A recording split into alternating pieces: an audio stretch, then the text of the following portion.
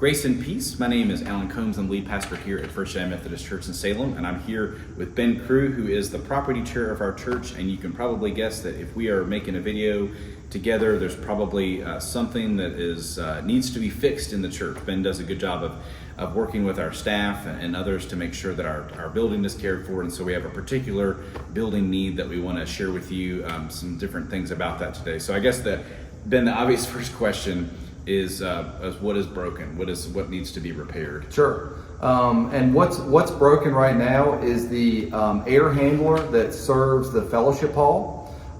It's part of an overall system of the church, but in mid-May, that particular unit, which is a really large unit that's housed inside of the church, broke and was determined by Train that it was unrepairable. And so, a lot of our systems have a tremendous amount of age on them. And it was determined that we couldn't get parts for it and repair this particular unit, and so we're into a replacement scenario. Okay, and so now for folks who go in the fellowship a whole lot, they may not have noticed that the air handler is not working because it's still been pretty cool in there. Even some Sundays kind of cold. So what have we been doing in the meantime to try to keep things cool while we worked out the kind of scope of the project we're about to talk about? Yeah, so we have an overall system there's kind of two parts of our church. There's the educational wing and there's the worship side. And this is part of the worship system because it's made up of units that are inside and also outside of the church that provide cooling. And so why it feels cool in the fellowship hall right now is there's different parts to the system, but there's the units that are below the windows right now are still operating. However, if you look up on the ceiling, there's supply vents and returns up there, and that feeds the air handler, which provides fresh air to the space, which provides is the primary cooling or heating for that particular space. So we're living kind of on some borrowed time right now because we're utilizing the other systems to fulfill that cooling need right now and then heating need this winter. And so that's why it feels cool in there and it doesn't feel 95 degrees because we're just trying to temper the temperature at the moment. Right. So some folks might remember, they might have a question. There was a big HVAC project a couple years ago. We lost air during the summer. It was pretty hot in a variety of parts around the worship areas of the church. And we took care of that. And so some folks say, well, didn't we already fix this? So maybe if you could explain a little bit about the different components of the system. Mm-hmm. We fixed the chiller, which is the part that's been fixed. So what is the other part of that we need to deal with now? What's broken on this end of it? Sure. The air handler is one of three air handlers that serve the worship area of the church. There's one that serves the sanctuary, there's one that serves the chapel, and then there's a third one that serves the fellowship hall, which is the one that's inoperable right now.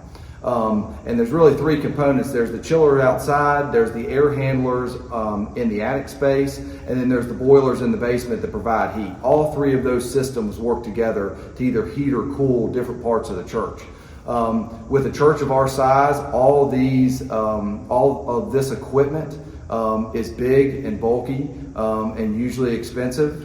And so it takes a lot to heat and cool a facility of our size. And so we replaced one part of this, and now we have a second component that we need to address. Okay. So the air handler in the fellowship hall is the one that's broken, but my understanding is that the air handler that's in the chapel and the air handler in the sanctuary, they're the same age as the one that's broken. That's correct. And so maybe you can explain a little bit about why it is why the trustees have decided that we need to go ahead and replace all three of them rather than just replacing one and then kind of doing it piece by piece. Sure. Yeah. So we've identified an overall project because this particular unit was on our radar as far as a potential for failing, but we actually thought that another one would fail prior to this one. All three of the air handlers are 1969 era.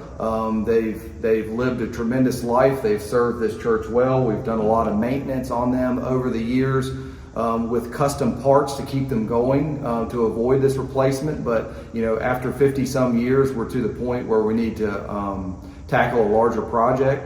That overall project that we're tackling is replacing all three of the air handlers. So the sanctuary, the chapel, and the fellowship hall, which are our three critical worship spaces as part of this church.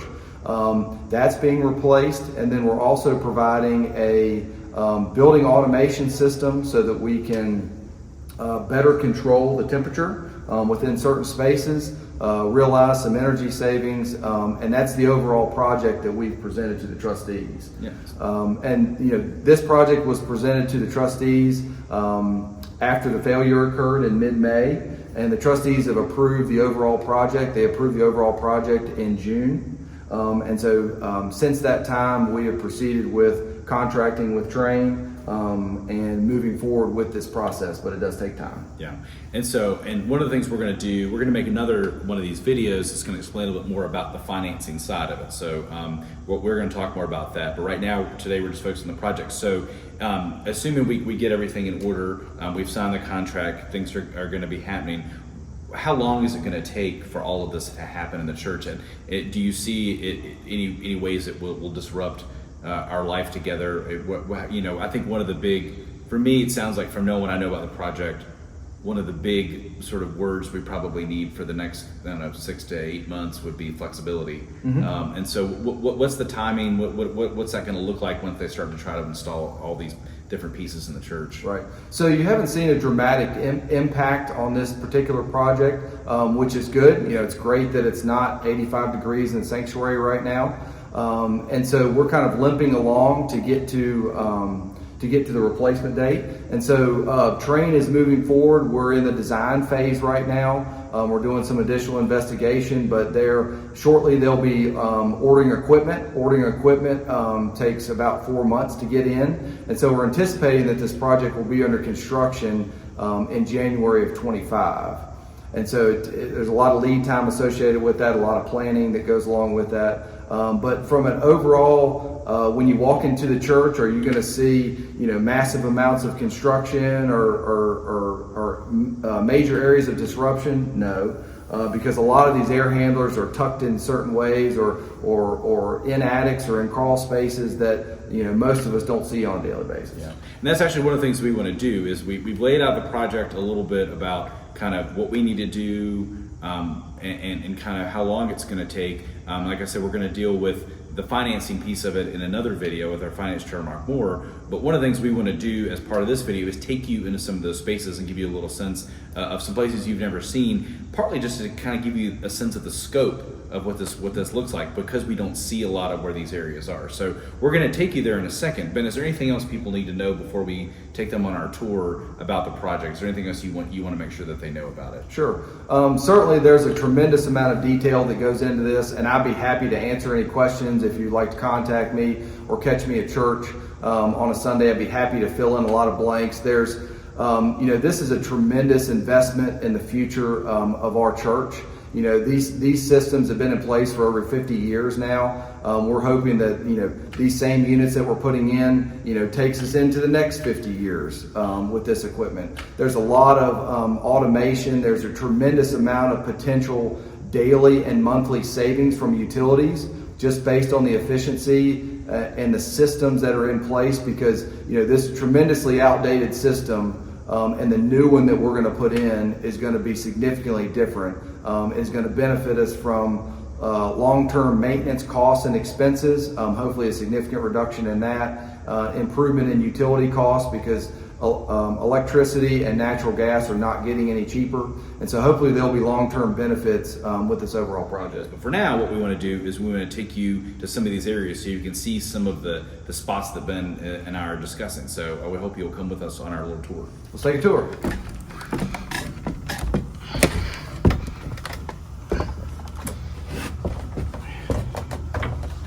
All right. Here we are, up in the attic space above the fellowship hall. Right here beside me is one of the air handlers that we're talking about. And so we're sitting in the attic of the fellowship hall, and this is one of the units that we're going to replace. So we've got to come in here, disassemble this unit, take it down through the space, and then bring the new unit in pieces up here and assemble it in this area. And so this is one of those areas of the church that many people may not see, but this is what an air handler looks like, and this is what we're going to replace. All right, so here we are. We're in our next space.